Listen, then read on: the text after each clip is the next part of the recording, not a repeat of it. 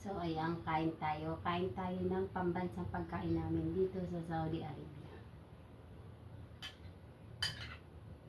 Noodles. Itlog. Tinapay. At syempre, hindi mawawala ang kape. Ayun, araw-araw namin yan pagkain namin ng mga kasambahay. Madalas, ito po talaga yung pagkain namin. Purgang-purga na kami. Wala naman choice. Pag hindi ka kumain, magutom ka. Kaya guys, umagahan pa lang to. Mag-alas 12 na. So mag-alas 12 na. Umagahan pa lang.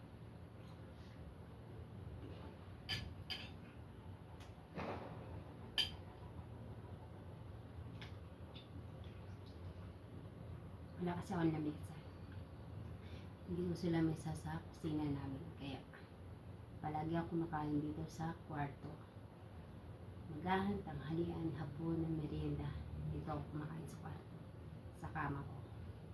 Soon, meron na mga may-ari dito. Lamig na, hindi na masarap. Kasi nabante pa ako ng bata.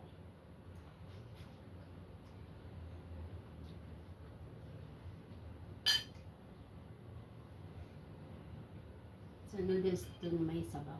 Pero nawala ng sabaw. Ayan, wala ng sabaw.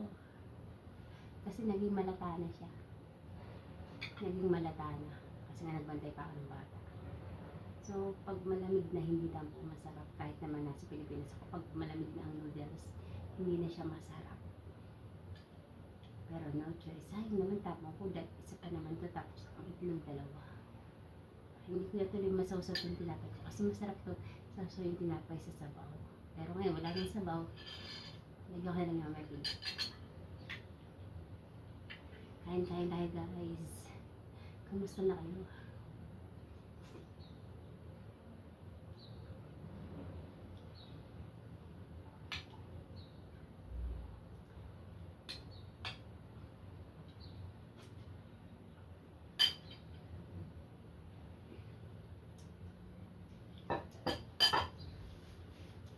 Alaga ko gising na. Amo ko gising na. So, nandun sa sala. Kumakain din. Nag-aalmusal din. Pare-pares kami. Itlog. Itlog sa baby. Itlog sa amo ko. Itlog sa akin. Everyday itlog.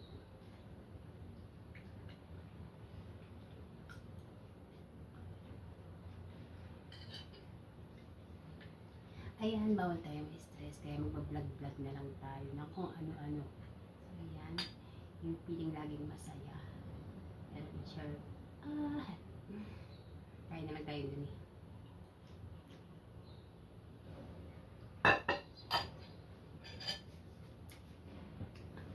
Ayan, kailan kaya ako papayat?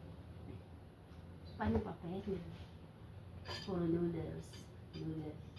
Tinapay, kape. Paano papayat? Hindi na ako pumapayat.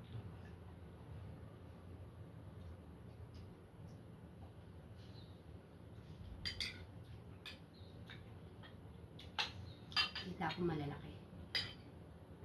Ganda ang palito. Noodles eh. Nakakapagpataba talaga.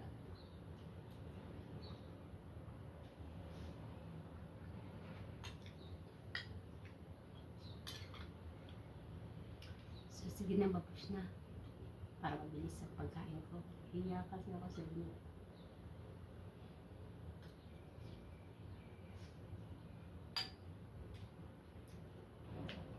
Sana all masarap pagkain.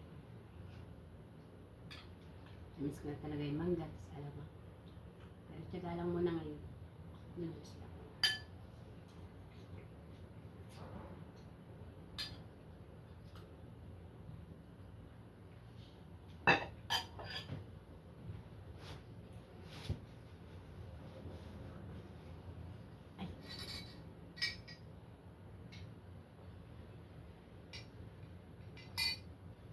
Salamat.